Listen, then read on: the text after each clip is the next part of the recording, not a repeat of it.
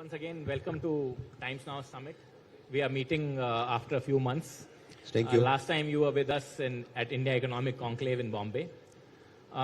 Last time, Dr. Sawant, we spoke about something that is now becoming the reality.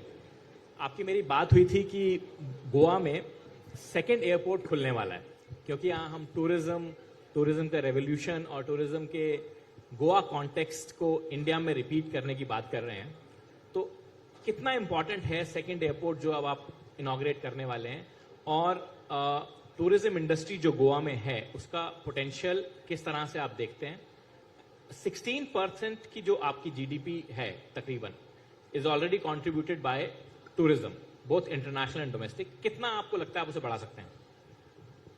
Mopa international airport अभी दिसंबर महीने में tentatively on the 11th of December honourable prime minister Narendra Modi ji के हस्ते खुलने वाला है. इससे पहले Goa is dependent only on the Dabolim airport which is an actually navy airport, और टूरिज्म स्टेट होने के वास्ते एक्चुअली बहुत ऑब्स्ट्रक्शंस हमें वहां से रहती थी. अभी new international airport and again it is an cargo carrying international airport which not only for the Goa but also for the neighbouring state Karnataka, Maharashtra, इनके लिए भी कार्गो कैरिंग के लिए it will help.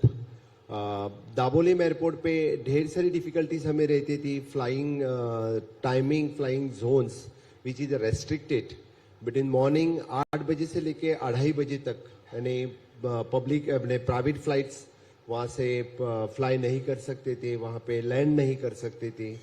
Even though there is a no parking space in the Dabolim airport, so there is so many restrictions the Dabolim airport.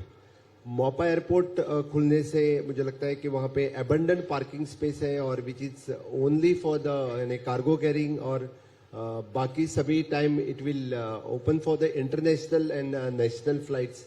So which capacity of the 4.5 million in initial stage पे, तो definitely it will boost the tourism in the state, और which is approximately tourism जैसे आपने कहा कि almost the 16% of the GDP which caters, or the 40% of the jobs which is also from the tourism industry in a state. Doctor Sawant, अब futuristic tourism की अगर हम बात करें आने वाले टाइम में, बिकॉज प्राइम मिनिस्टर मोदी का, कल अमित शाह जी यहाँ पे थे, उनका कहना था कि ये आज़ादी के 75 साल के बाद अगले 25 सालों का रोड मैप तैयार करना है ताकि ये एक अमृत काल हो, देश जब 100 साल तक आज़ाद हो. तो फ्यूचरिस्टिक टूरिज्म जो है डॉक्टर सावंत, वो इको टूरिज्म के बारे में है, सस्टेनेबिलिटी के बारे में है, सस्टेनेबल टूरिज्म के बारे में है. और इस देश में अगर किसी एक प्रांत को उसके लिए लीड लेनी होगी या वो लीड लेने के लिए पॉइज्ड है, तो वो गोवा है. जी हाँ, आपकी बात सही है. एक्चुअली जब हम ऑनरेबल प्राइम मिनिस्टर जब आज़ादी के अमृत काल आ गया 25 साल की जब बात करते हैं, तो हम सोचते हैं कि गोवा इस देश की टूरिज्म में राजधानी हो, टूरिज्म की राजधानी इस देश की गोवा हो. क्योंकि एट प्रेजेंट भी डायरेक्ट चार्टर फ्लाइट्स कहाँ कैटर करते हैं, तो गोवा में कैटर करते हैं, which gives the foreign currency for the state and Nations. और इसीलिए and with the help of the government of India हमने जो इंफ्रास्ट्रक्चर क्रिएट करना था वो इंफ्रास्ट्रक्चर क्रिएट कर सके. With the help of the specially the government of India ने 2014 के बाद पहली बार टूरिज्म के बारे में सोचना स्टार्ट किया. इससे पहले मुझे नहीं लगता है कि किसी केंद्र सरकार के ने टूरिज्म के बारे में सोचा भी था. स्वदेश दर्शन जैसी स्कीम जो सभी राज्यों के लिए अनाउंस की, जिस राज्य ने चाहिए, इसलिए Swadesh Darshan scheme, Prasad scheme which is an heritage structure को रीबिल्ड करना, रिनोवेट करना. इसीलिए तो हम गोवा में जो अगवाद जेल म्यूजियम जो हमने रिनोवेट किया, अंडमान का जेल है उसी की धरती पे हमने अगवाद जेल म्यूजियम रिनोवेट किया. The basilica church from the old Goa which we have totally renovated. more than I think approximately the 1000 crores of rupees we have Prasad scheme से ले चुके हैं, स्वदेश दर्शन से स्कीम ले चुके हैं. बाकी तो rest all means more than 20,000 crores of rupees जो इंफ्रास्ट्रक्चर के ले चुके हैं, वो तो इंफ्रास्ट्रक्चर सभी जगह हम डेवलप कर ही रहे हैं. इससे जो हम बोलते हैं कि डबल इंजन के सरकार ने हमें इंफ्रास्ट्रक्चर डेवलपमेंट करने के लिए जो सी शोर पे हो, रोड इंफ्रास्ट्रक्चर हो, और बाकी even though in ports infrastructure हो, द फ्लोटिंग जेटी कभी सोचा भी नहीं था इस तरह के floating jetties. We are cruise terminals. अभी जो ऑलमोस्ट इस साल तो हम more than 40 to 50 cruise Goa में आने वाले हैं। इसीलिए टूरिज्म को बढ़ावा देने के लिए इट इज ओनली यानी जो इंफ्रास्ट्रक्चर से हमें डबल इंजन की सरकार के वास्ते मिला, इसी वास्ते हम डेवलप कर पाए। अदरवाइज इट इज लास्ट 50 साल में जो नहीं हो सका था, इस 8 साल में वो इंफ्रास्ट्रक्चर हम डेवलप कर पाए और आगे आने वाले। इसीलिए मैं तो बोलता हूं कि कन्याकुमारी से लेके कश्मीर तक जब टूरिज्म की बात चलती है तो अभी honourable prime minister Narendra Modi ji ने तो एक बार पूरा देश देखना चाहिए सभी ने, इसीलिए तो कहा। और सभी प्रदेश के लिए with the help of government of India they can develop their infrastructure in tourism way and मुझे लग रहा है। डॉक्टर सावंत, मैं गवर्नमेंट ऑफ इंडिया के इनिशिएटिव्स और बाकी स्टेट्स के ऊपर बाद में आता हूं, बट पहले गोवा की बात कर लेते हैं। आपके यहाँ पे प्रेजेंट कैपेसिटी जो फ्लाइट्स की है आने की पर डे, वो मेरे विचार में 70 to 80 है, और अब गोवा में नया एयरपोर्ट आने से it will almost double, almost 150-160 तक जाएगी। आपको लगता है कि आपने ऐसा इंफ्रास्ट्रक्चर क्रिएट कर लिया है या कर पाएंगे आप आने वाले टाइम में, जो कि इस टूरिस्ट इंफ्रास्ट्रक्चर इन्फ्लक्स को सस्टेन कर सके? आपकी बात सही है। At present approximately 70 flights per day मैंने दाबोलिम एयरपोर्ट पे आ रहे हैं, which is N 20 state destinations which cover and approximately 10 to 12 जो चार्टर फ्लाइट्स बाहर से आ रही हैं। आगे आने वाले दिनों में यानी मोपा इंटरनेशनल एयरपोर्ट और 30 डेस्टिनेशंस जो विद इन द कंट्री वो कनेक्ट करने वाले हैं, और additional new international destinations approximately more than 20 destinations Mopa international airport पे कनेक्ट कर रहे हैं। इसके लिए एट प्रेजेंट हमारे पास capacity which is an 73,000 rooms which is available at present in the state, और with the help of the public private partnerships whatever the infrastructure required in the state for the tourism वो हम develop कर रहे हैं। बाकी सभी यानी जो वेलनेस टूरिज्म में हो, मैंने माइस टूरिज्म में हो, स्पिरिचुअल टूरिज्म में हो, सभी जगह पे यानी public private partnership through the ease of doing the business Goa tourism board हमने फॉर्म किया है। प्राइवेट स्टेक होल्डर्स को जीसीसीआई हो यानी टीटीएजी हो, वर्ल्ड टूरिज्म ट्रेड सेंटर, सभी को 50% लोग वही तो पॉलिसी डिसीजन में सहभाग करते हैं। और जो टूरिज्म बोर्ड के वास्ते हम इस तरह से पीपीपी में मुझे लगता है कि हम इंफ्रास्ट्रक्चर डेवलप कर सकेंगे। It is not possible for the government to develop this type of infrastructure, with the help of the private players only it is possible to develop this type of infrastructure. बाकी उसके लिए जो सभी यानी roads चाहिए, beaches पे infrastructure चाहिए, internet जाने के लिए अच्छे वो इंफ्रास्ट्रक्चर हम क्रिएट कर सकते हैं, लेकिन बाकी इंफ्रास्ट्रक्चर तो प्राइवेट पार्टनर से ही डेवलप करना पड़ेगा। डॉक्टर सावंत, आपने गवर्नमेंट ऑफ इंडिया की स्कीम्स के बारे में कहा और कहा कि गोवा को पर्टिकुलर हेल्प मिल रही है कई गवर्नमेंट ऑफ इंडिया स्कीम्स से टूरिज्म को डेवलप करने में।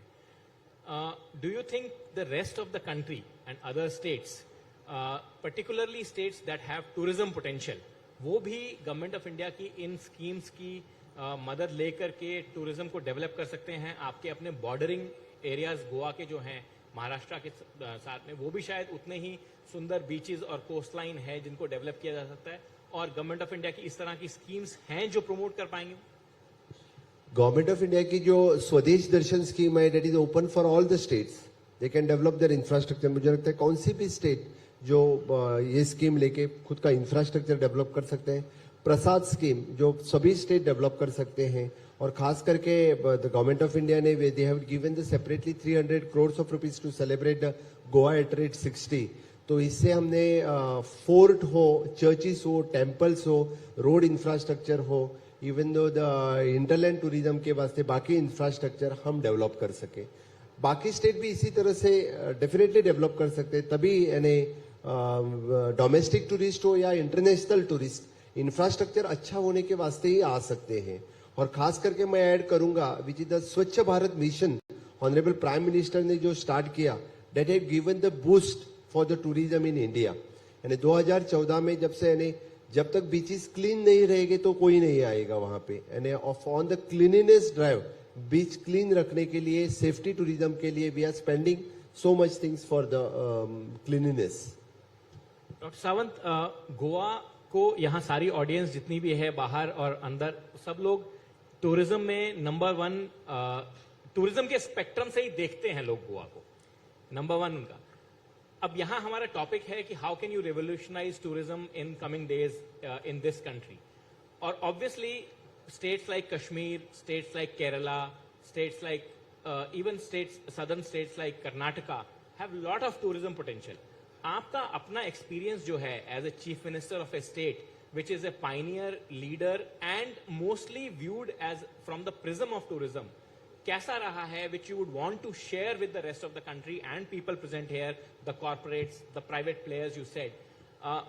ऐसा क्या हम आने वाले समय में बदल सकते हैं इस देश में जो कि टूरिज्म के इंफ्रास्ट्रक्चर को इम्प्रूव करे, टूरिज्म को बढ़ाए इस देश में, बिकॉज एज यू सेड कि आपकी इकोनॉमी में 16% का कंट्रीब्यूटर है and it's a very clean contributor. Tourist जो जाता है वो उस जगह में जो भी कंट्रीब्यूट करता है उससे कोई पोल्यूशन बहुत ज्यादा इंडस्ट्रियल स्केल पे नहीं होता, उससे कोई बहुत ज्यादा सोशल अनरेस्ट नहीं होता, इनसाइडर आउटसाइडर की फीलिंग नहीं होती। Tourist are always welcome. इस देश का लोगो एक जमाने में क्लैरियन कॉल होती थी हमारी अतिथि देवो भव, उसको हम इंडिया टूरिज्म उसको प्रमोट किया करता था। आपका अपना क्या एक्सपीरियंस है डॉक्टर साहब जो कि आप शेयर कर सकते हैं बाकी राज्यों के साथ, देश के साथ, लोगों के साथ, कि किस तरह से टूरिज्म को पिवट में रख करके आप एम्प्लॉयमेंट, डेवलपमेंट और ग्रोथ की बात कर सकते हैं? जी, आपकी बात सही है। अतिथि देवो भव, इसी लाइन पे एंड टूरिज्म को हम बढ़ावा दे सकते हैं। The first thing, each state want to find out उनकी स्ट्रेंथ क्या है, सेकेंड इज द वीकनेसेस क्या है, और थर्ड द टेक्नोलॉजी कौन सी हम यूज कर सकते हैं। For example in the we can give the boost for the rural tourism. Rural tourism के बूस्ट देने के लिए हम क्या कर सकते हैं? We can use the digitalization in tourism. So digitalization की जब बात करते हैं हम, तो everything it should come on one platform. From booking से लेके सब कुछ हम एक प्लेटफॉर्म से टेक्नोलॉजी के वास्ते स्टेट ला सके तो then only it is a possible, otherwise not. Now day by day the digitalization in the foreign countries में हमें सब कुछ डिजिटलाइजेशन प्लेटफॉर्म से मिल रहा है। इसीलिए मैं इस पे कहते वक्त कहूंगा कि identify the strength, identify the weaknesses and use the technology for the tourism purpose. Then it comes to the infrastructure, then it comes to the human resource, क्या क्या अपने पास अवेलेबल है। जैसे आपने कहा कि सब कुछ हम आइडेंटिफाई बाद में कर सकते हैं।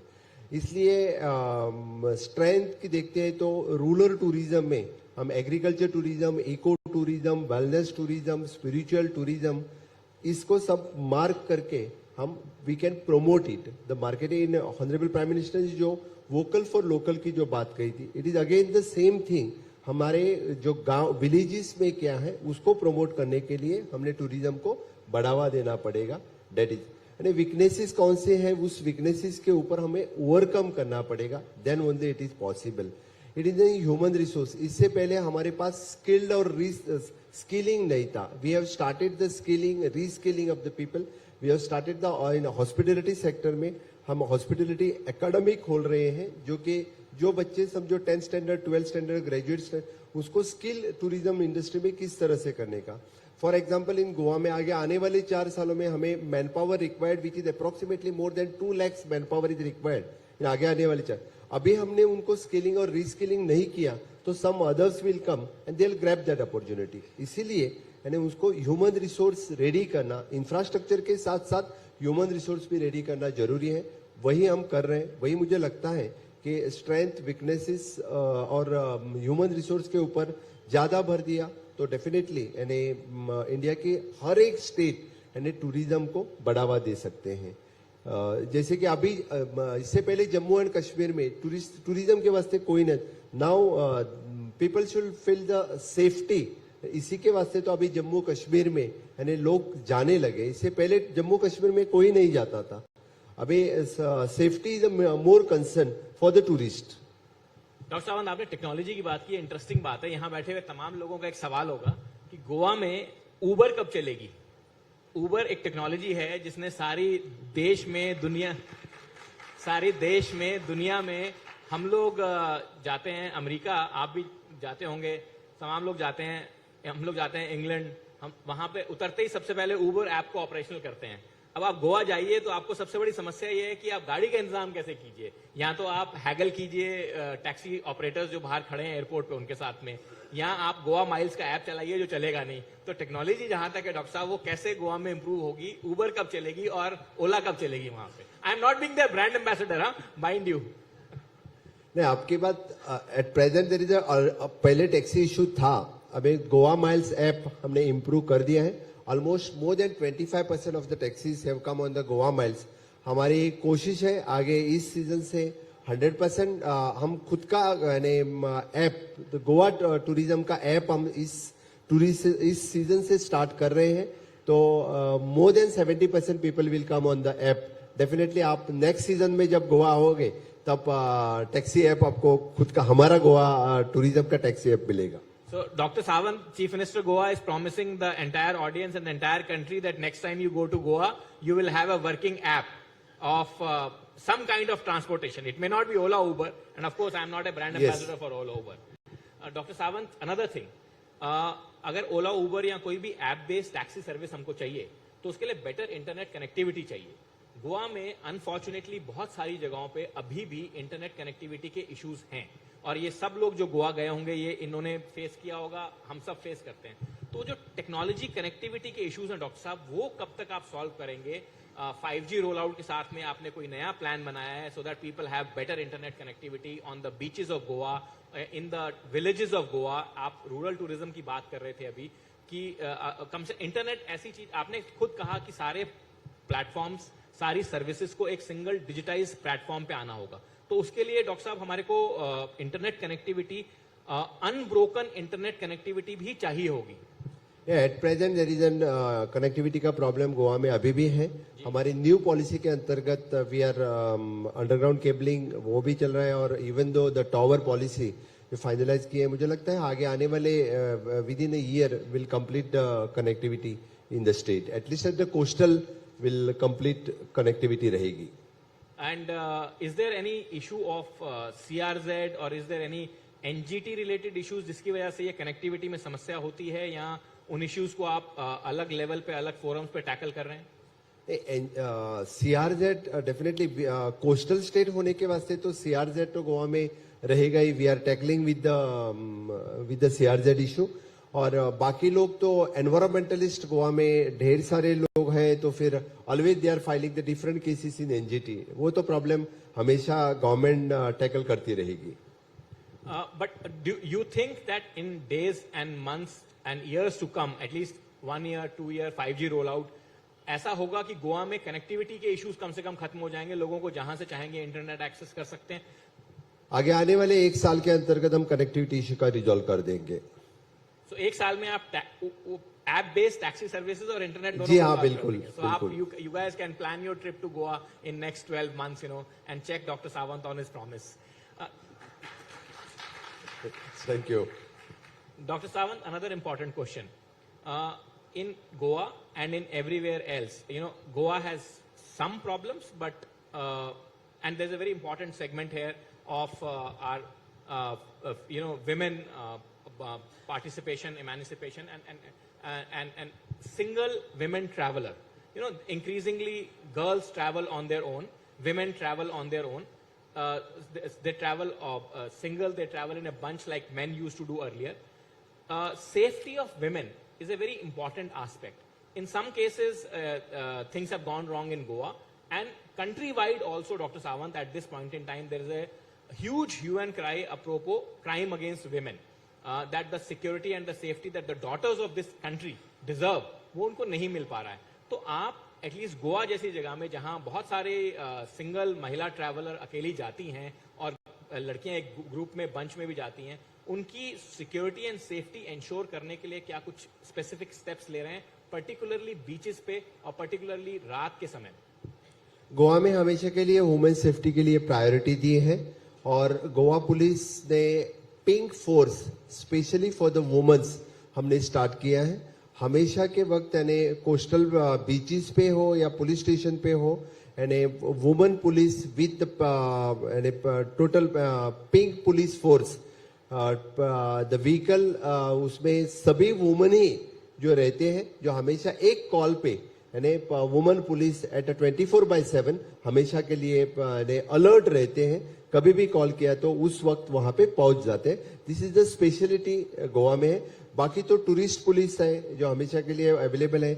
एवरी पुलिस स्टेशन पे वुमेन PSI अवेलेबल है। 24/7 कॉल सेंटर 100 डायल वो या 102 डायल वो, तो with in the 5 to 10 minutes police वहां पे पहुंच जाती है।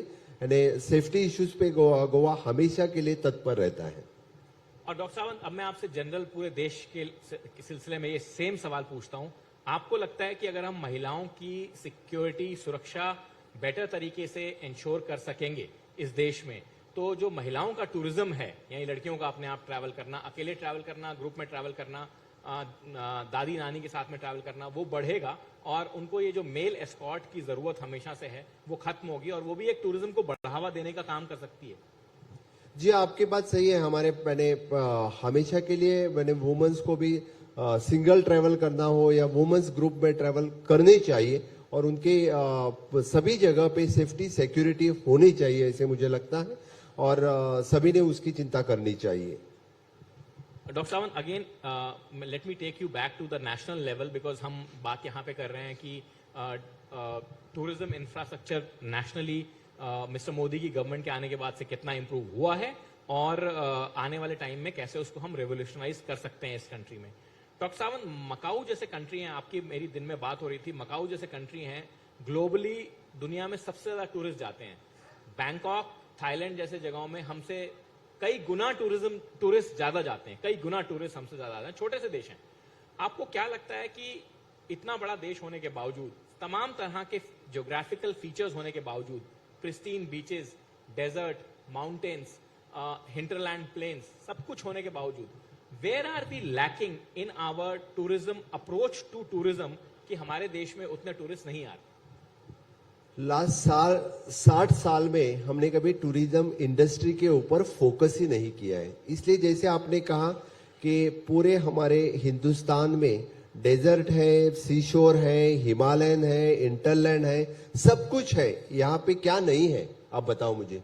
सब कुछ है। ये होते हुए भी हमारा देश टूरिज्म में बहुत ही पीछे था। अभी रिसेंटली जो सर्वे आया 2017 का, उसमें हम 12 नंबर पे आके रुके हैं। वो भी यानी 2014 के बाद जो रिवीजन इंफ्रास्ट्रक्चर में हुआ उसी के वास्ते हुआ। अदरवाइज कभी भी टूरिज्म इंडस्ट्रीज के बारे में सीरियसली नहीं सोचा था। आप नॉर्थ ईस्ट में देखो, जब तक यानी एक्चुअल इंफ्रास्ट्रक्चर क्रिएट नहीं होगा तब तक लोग ट्रैवल नहीं कर सकेंगे। इसीलिए मैं बार बार कह रहा हूं कि there should be the safety, there should be the security, there should be the infrastructure, there should be the human resource और डिजिटलाइजेशन। इनके ऊपर ही फोकस देना पड़ेगा। 2014 के बाद यानी जो ह्यूज इंफ्रास्ट्रक्चर रेडी होने लगा, इसी के वास्ते टूरिस्ट यानी with in the country travel करने लगे, आउटसाइड द कंट्री यानी लोग अपने देश में आने लगे हैं।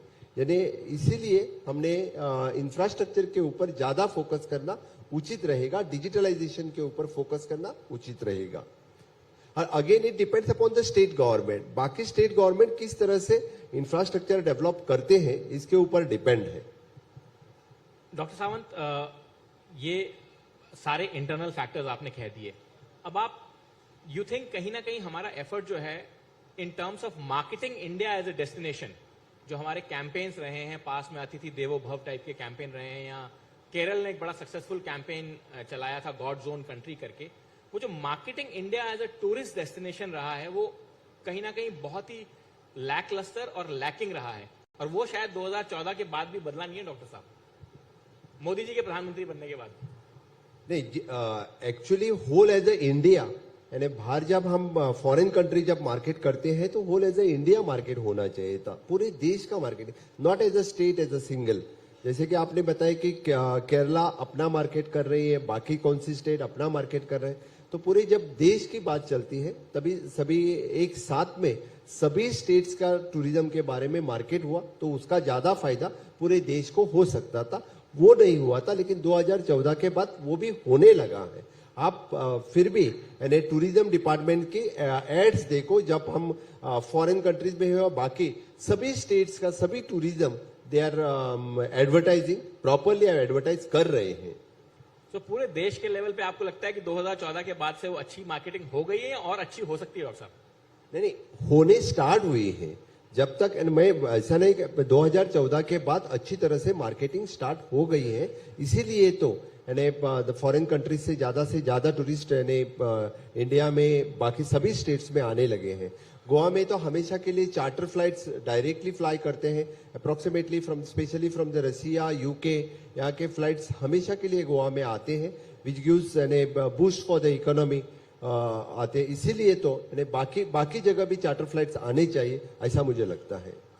डॉक्टर साहब, मैं आपको वापस एक बार लेके चलता हूं। अभी हमने सिंगल ट्रैवलर की बात की, सिक्योरिटी की बात की, मैं आपको एक बार दोबारा से लेके चलता हूं। आपने कहा कि आपको रीस्किलिंग, अपस्किलिंग की जरूरत है लोगों के जो टूरिज्म सेक्टर में काम करें, बट आपको उसके साथ साथ ये नहीं लगता है डॉक्टर साहब की जो हमारी लॉ एनफोर्समेंट की कैपेसिटी है, आपकी गोवा की कैपेसिटी हो या बाकी राज्यों की कैपेसिटी हो, particularly in the context of increasing number of tourist in this country, उसको भी हमें अब बढ़ाने की जरूरत है। टूरिस्ट पुलिस का अगर हम एक सेगमेंट क्रिएट कर रहे हैं तो उनको स्ट्रेंथन करने की जरूरत है, बिकॉज यहाँ बहुत सारे लोग डॉक्टर साहब ऐसे बैठे होंगे जिन्होंने ट्रैवल किया होगा देश में, विदेश की बात तो नहीं कर सकते, बट देश में ट्रैवल किया होगा और बहुत सारे अनप्लेजेंट एक्सपीरियंसेस रहे होंगे, चाहे वो पुलिस के देर से पहुंचने के हों, ना आने के हों या ना अवेलेबल रहने के हों। तो आपको लगता है कि टूरिज्म के पॉइंट ऑफ व्यू से पर्टिकुलरली हमको एक लॉ एनफोर्समेंट पे स्पेशल फोकस देके, इन्वेस्टमेंट देके उसको भी इस समय सुधारने की जरूरत है, न केवल गोवा में बल्कि देश भर में? जी, आपकी बात सही है। हर एक स्टेट ने यानी सेफ्टी और सिक्योरिटी टूरिस्ट की सोचनी चाहिए। मैं जैसे बताते हूँ कि गोवा में स्पेशल टूरिस्ट फोर्स अवेलेबल है, पिंक फोर्स अवेलेबल है और कोस्टल पुलिस स्टेशन अवेलेबल है, and which is only for the tourist purpose. इसलिए बाकी स्टेट ने भी टूरिस्ट के बारे में ऐसे सोचा, यानी जहां पे यानी फोकस ज्यादा करके टूरिस्ट आते हैं उसके लिए सिक्योरिटी के बारे में स्पेशल टूरिस्ट फोर्स अवेलेबल रहना चाहिए। तो डेफिनेटली ये हो सकता है। गोवा जैसे छोटे राज्य में यानी पिंक फोर्स हम डेवलप कर सकते हैं, तो why not in other state. बड़े स्टेट में तो जहां जहां पे टूरिस्ट की ज्यादा रेलचल रहती है वहां पे टूरिस्ट सिक्योरिटी के लिए dedicated tourist force, police force वो अवेलेबल कर सकते हैं। तो आपको लगता है कि लॉ एंड ऑर्डर के पॉइंट ऑफ व्यू से भी एक इन्वेस्टमेंट एक्स्ट्रा हमारे को करनी पड़ेगी अगर हमें टूरिज्म को रेवोल्यूशनाइज करना है इस देश में अगले 25 सालों में, जो टॉपिक हम यहाँ डिस्कस कर रहे हैं? जी, आपकी बात सही है। लॉ एंड ऑर्डर में यानी सेफ्टी और सिक्योरिटी के पर्पज से यानी इन्वेस्टमेंट करनी पड़ेगी। डॉक्टर सावंत, अब एक बार हम फिर नेशनली बात करते हैं, नेशनल टूरिज्म पॉलिसी या नेशनल टूरिज्म आउटलुक की। आपने कहा कि मोदी जी के सरकार के आने के बाद 2014 में बहुत सारी पॉलिसीज, बहुत सारे स्कीम्स ऐसी लॉन्च हुई जिनका सभी राज्यों को फायदा लेना चाहिए। तो डॉक्टर सावंत, ऐसी कौन सी स्कीम्स हैं जिनमें से आपने गोवा में बहुत फायदा लिया और जिनसे ये तमाम लोग जो गोवा के टूरिस्ट हैं उनकी लाइफ इजी हुई, जो कि नेशनल गवर्नमेंट का कंट्रीब्यूशन है आपके लिए? डायरेक्ट और इनडायरेक्ट दोनों तरफ से हम बोल सकते हैं कि डायरेक्ट जो इंफ्रास्ट्रक्चर डेवलपमेंट के लिए गवर्नमेंट ऑफ इंडिया की जो हमें फंडिंग्स मिली, उससे इंफ्रास्ट्रक्चर हम क्रिएट कर सके। फॉर एग्जाम्पल, अभी आप Mopa international airport, with the help of government of India only we have created the international airport. Of course, now the second Zuari bridge, third Mandovi bridge आपने देखा है। मांडवी पे 2 ब्रिज होते हुए भी तीसरा मांडवी ब्रिज हमने बना दिया। सेकंड जुआरी ब्रिज अभी हम बना रहे हैं, और रिवॉल्विंग टावर जो हम जुआरी पे बनाने वाले हैं, it is one of kind, मुझे लगता है state of the art infrastructure जो हम आगे बनाने वाले हैं। इसी तरह से with the help of government of India ये इंफ्रास्ट्रक्चर हम बना सके। अदरवाइज अगेन जो टूरिज्म इंफ्रास्ट्रक्चर की बात कही, तो जो स्पेशली बीचेस पे ब्लू बीच जो इंफ्रास्ट्रक्चर, बाकी स्वदेश दर्शन, प्रसाद, आर्कियोलॉजी और आर्काइव्स के जो बाकी सभी स्कीम्स जो हम आर्कियोलॉजी और आर्काइव्स प्रमोट करने के लिए, हेरिटेज टूरिज्म प्रमोट करने के लिए, इंटरलैंड टूरिज्म प्रमोट करने के लिए, कैप्टन ऑफ पोर्ट के थ्रू ऑल द जेटीज डेवलपमेंट, इसके लिए जो हम प्रमोट कर रहे हैं, that all the scheme each and यानी आजादी का अमृत महोत्सव, इसी के ऊपर ऑनरेबल प्राइम मिनिस्टर ने जो आत्मनिर्भर भारत योजना निकाली, उस आत्मनिर्भर भारत योजना के अंतर्गत कोविड के बाद हर एक डिपार्टमेंट की अलग स्कीम थी, और हर एक डिपार्टमेंट्स के थ्रू मुझे लगता है हर एक स्टेट्स को अलग से वो स्कीम प्रमोट की थी। जिस स्टेट ने वो स्कीम ले चुके, इसके लिए उसका फायदा मिला। अगेन फॉर एग्जाम्पल मैं बात कहूं तो गोवा जैसे स्टेट के लिए blue economy which is benefited more यानी फिशिंग इंडस्ट्री गोवा में है, which is again related to the जितने ज्यादा टूरिस्ट आएंगे तो ज्यादा फिश प्रोडक्शन हमें लगेगा, तो ब्लू इकोनॉमी की बात चली। It is the same way. और डॉक्टर साहब, आपको लगता है कि जो अभी का इंफ्रास्ट्रक्चर जिसमें गवर्नमेंट ऑफ इंडिया का सपोर्ट है आपको टूरिज्म डेवलप करने के लिए, इसी तरह का इंफ्रास्ट्रक्चर आपके नेबरिंग स्टेट्स में पर्टिकुलरली महाराष्ट्र एंड कर्नाटका में भी अगर आए तो आपका एक कंसर्टेड जोनल टूरिज्म इंफ्रास्ट्रक्चर रहे, जिससे अगर कोई टूरिस्ट अगर सिर्फ गोवा नहीं जाना चाह रहा है, कुछ दिन गोवा में गुजार के आसपास जाना चाह रहा है, तो वो that would be a better product pipeline etcetera? जी हाँ, आपने बात सही कही, क्योंकि इससे पहले सिंगल एयरपोर्ट होने के वास्ते पूरे देश में बाकी हमारे पास कनेक्टिविटी नहीं थी। अभी मोपा इंटरनेशनल एयरपोर्ट आने के बाद अनदर 20 to 30 स्टेट की कनेक्टिविटी डेवलप हो जाएगी। This connectivity will play the major role in the tourism. So अब not only the Maharashtra Karnataka, the southern part of the country से पूरी कनेक्टिविटी गोवा से हो जाएगी। तो टूरिस्ट जो फॉरेन टूरिस्ट गोवा में आता है वो हमेशा ट्रैवल करना बाकी जगह भी चाहता है, लेकिन देयर इज कनेक्टिविटी न होने के वास्ते वो ट्रैवल नहीं कर पा रहा था। इसीलिए मुझे लगता है this will help more for the tourism. Doctor Sawant, एक कंसर्न रहता है लोगों का गोवा को लेके पर्टिकुलरली, वो कंसर्न शायद और राज्यों में भी रहता होगा, लेकिन गोवा चूंकि छोटा राज्य है और लोग काफी ट्रैवल कर लेते हैं वहां पहुंचने के बाद, कि जो रूरल इंफ्रास्ट्रक्चर है, जैसे अगर आपको पैंजिम से मॉर्जिम जाना है तो उसमें जो सड़कें हैं या जो जिस तरह का आपका पैंजिम का इंफ्रास्ट्रक्चर है, जो आप हाईवेज डेवलप कर रहे हैं, वो उसको मैच नहीं करता है। वो इसलिए नहीं हो पाता है डॉक्टर सावंत कि वहां पंचायत की रेजिस्टेंस है, एक्टिविस्ट की रेजिस्टेंस है, या गवर्नमेंट का कोई लैक ऑफ मोटिवेशन है उसके अंदर? नहीं, Goa is only the 3,702 square kilometres. Area is also the concern, इसलिए वहां पे दोनों चीज है, यानी एक्टिविस्ट भी है, बाकी एरिया कंसर्न होने के वास्ते भी है।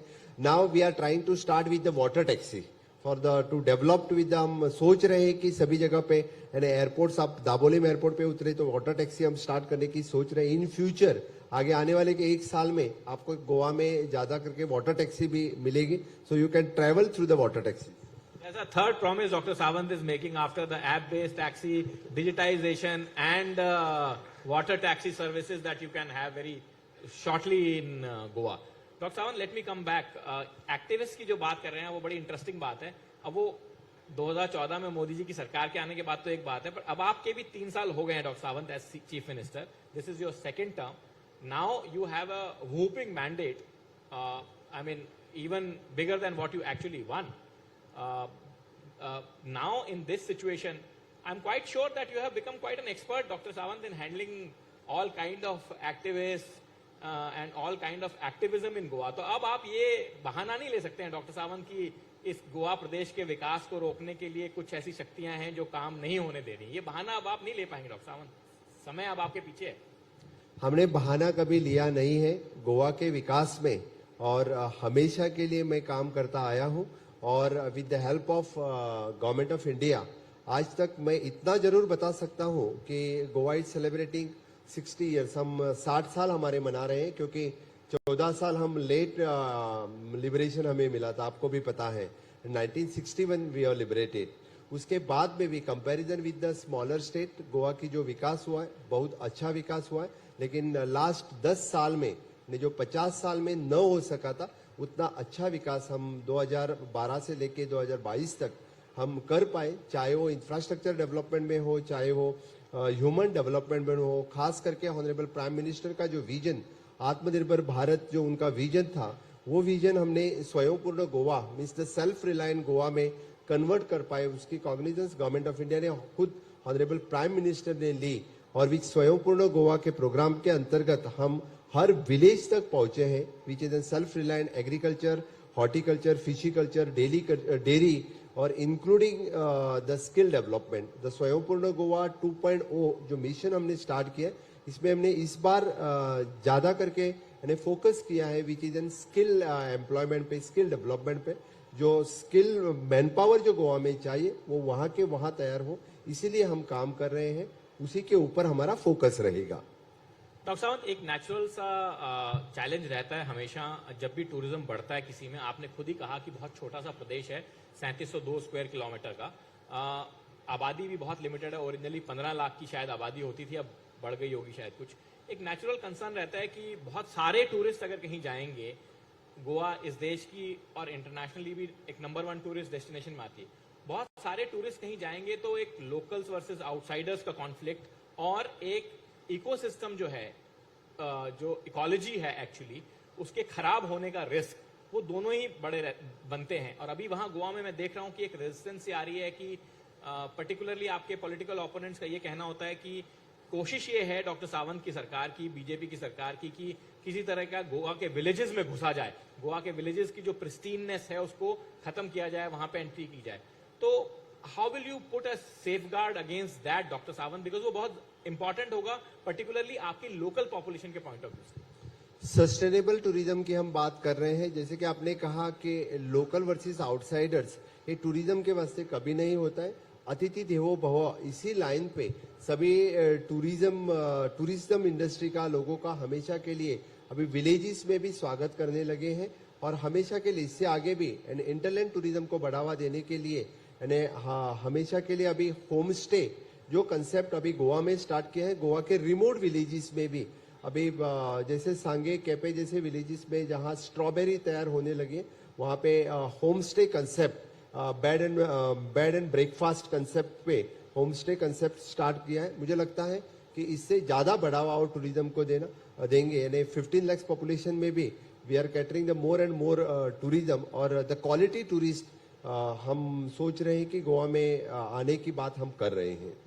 तो आपको लगता नहीं है कि उससे कोई गोवा की जो फ्रेजाइल इकोलॉजी है, या लोगों का कहना है कि वेस्टर्न घाट्स का इकोसिस्टम बहुत फ्रेजाइल है, उसको कोई खतरा, या आपको लगता नहीं है कि उससे कोई चैलेंजेस आपके सामने आएंगे जिनको आपको पर्टिकुलरली आने वाले टाइम में डील करना पड़ेगा as a government?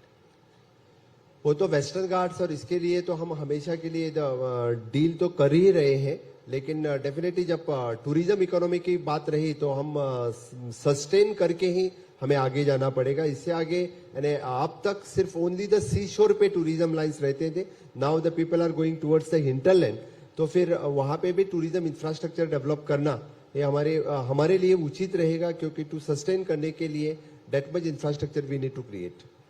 Doctor Sawant, आपके बड़े इंफ्रास्ट्रक्चर प्रोजेक्ट्स जो हैं, अब ये मुझे नहीं पता कि पूरे देश का ये हाल है, लेकिन आपके गोवा के जो बड़े इंफ्रास्ट्रक्चर प्रोजेक्ट्स हैं वो हमेशा कंट्रोवर्सी में फंस जाते हैं।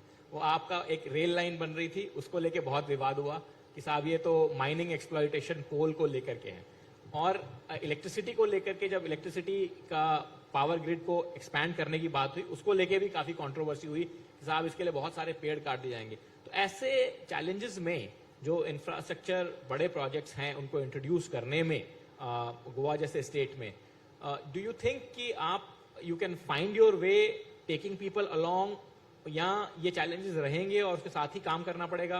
What do you see as a future road map on that?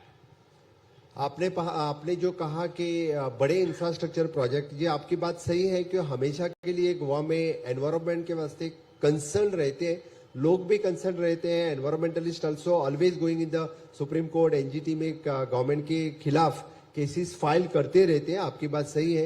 यानी आप नेशनल हाईवे की बात कर रहे थे, रेल प्रोजेक्ट की बात कर रहे थे, आप Tamnar project which is electricity project की बात कर रहे थे, लेकिन according to the supreme court instructions only we are going ahead with the Tamnar project, अपने नेशनल हाईवे प्रोजेक्ट और रेल प्रोजेक्ट के बारे में। इसके सिवा यानी हम ecology, flora and fauna disturb नहीं करना चाहते। Government is also very much concern about the environment of state.